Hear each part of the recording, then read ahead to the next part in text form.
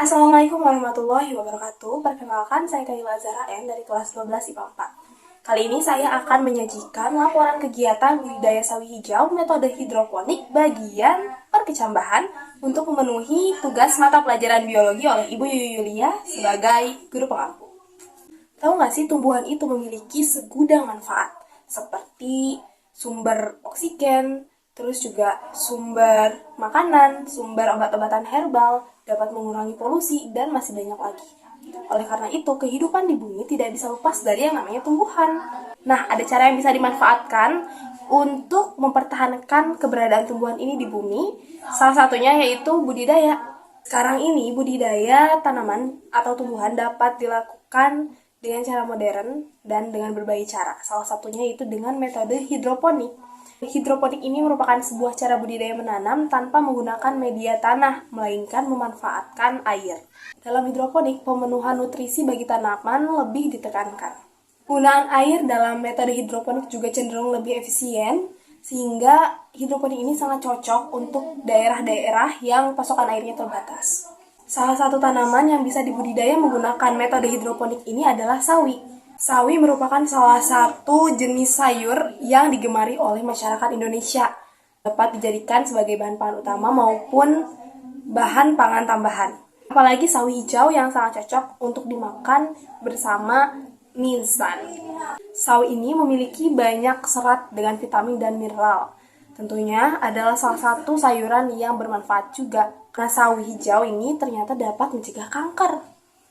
Kali ini didasari oleh penugasan mata pelajaran biologi KD 3.1 dengan tujuan yaitu untuk mengetahui bagaimana cara budidaya sawi hijau yang baik dan benar, dan mengetahui nih bagaimana perkembangan dan pertumbuhan pada budidaya sawi hijau. Kegiatan sawi ini dimulai sejak tanggal 5 September 2022 dan dipanen pada tanggal 12 Oktober 2022. Pada pelaksanaannya, budidaya sawi hijau menggunakan metode hidroponik ini menggunakan atau membutuhkan alat dan bahan yaitu benih sawi hijau, net pot, suntikan, kain flanel sebagai sumbu, media tanam berupa rock wool, air, nutrisi AB mix, wadah atau bak, nampan atau piring, tutup infraboard, dan juga tusuk gigi. Dalam praktiknya ini atau cara kerjanya ini dibagi ke dalam beberapa tahapan. Tahap yang pertama adalah penyemaian benih sawi.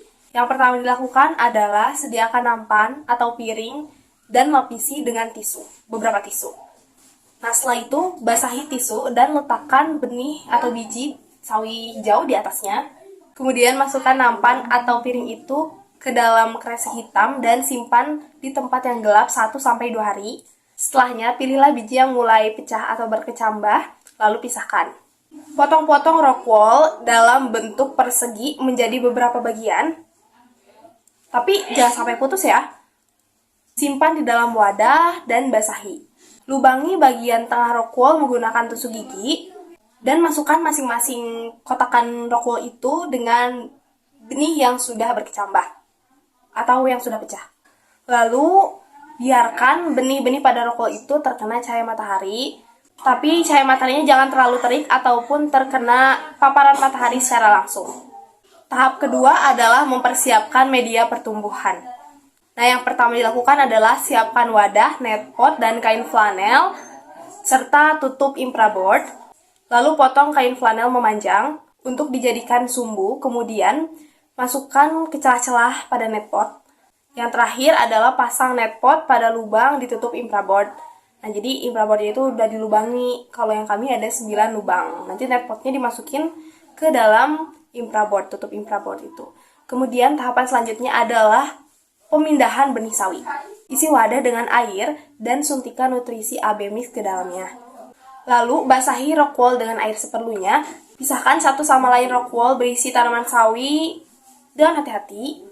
Nah, pindahkan dan pisahkan rock wool yang berisi tanaman sawi ke dalam net pot. Tahapan selanjutnya adalah tahapan perawatan dan pemeliharaan. Berikan cairan nutrisi setiap hari pada awal penanaman. Nah, berikutnya tidak perlu sesering pada awal.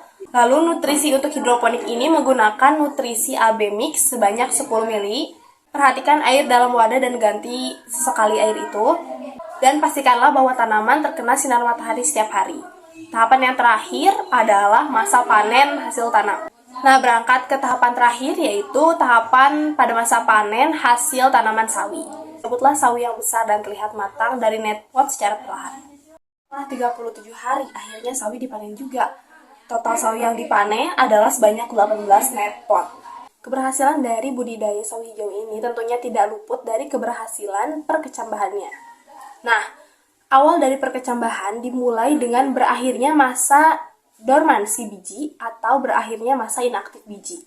Hal ini ditandai dengan adanya proses indivisi, yaitu masuknya air ke dalam biji yang akan menyebabkan biji menjadi mengembang dan memecahkan kulit pembungkusnya.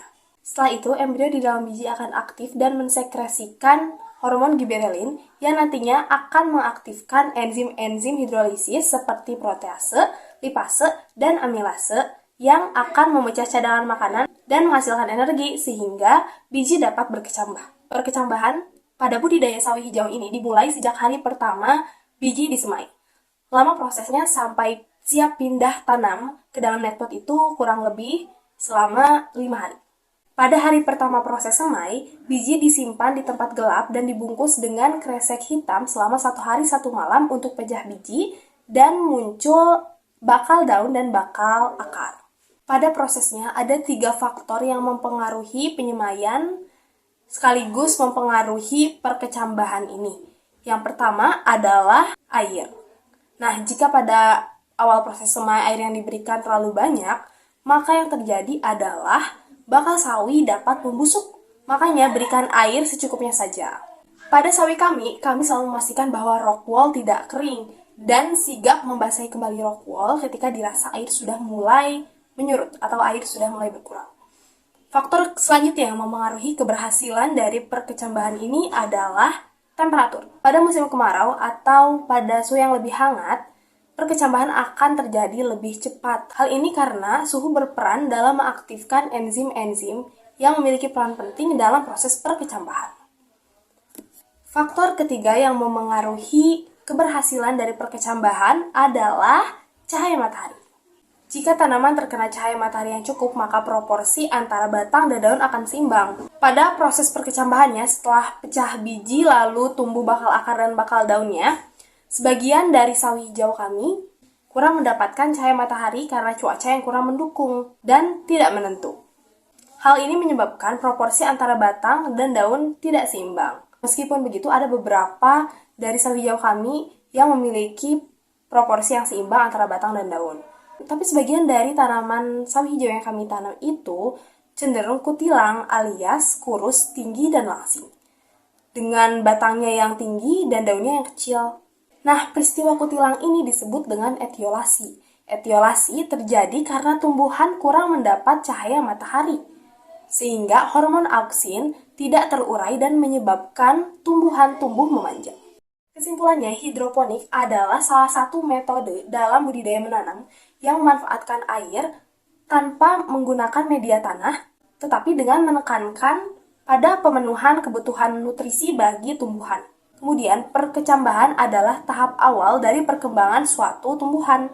Dalam tahap ini, embrio di dalam biji yang semula berada dalam keadaan dorman mengalami sejumlah perubahan fisiologis yang menyebabkan ia berkembang menjadi tumbuhan muda.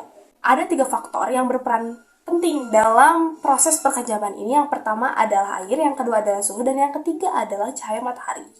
Nah, dalam proses perkecambahan ada beberapa saran yang bisa diberikan dan bisa dilakukan agar hasil yang didapat lebih baik. Nah, saat menyemai hari pertama itu pastikan bahwa biji atau benih tumbuhan benar-benar berada di ruangan atau di tempat yang gelap. Lalu yang kedua adalah basahi lagi rock wool ketika dirasa mulai kering dan kekurangan air. Yang terakhir, yang ketiga adalah jangan lupa untuk menjemur tanaman di bawah sinar matahari setiap hari. Nah, sekian presentasi laporan yang dapat saya sampaikan. Semoga bermanfaat. Terima kasih. Wassalamualaikum warahmatullahi wabarakatuh.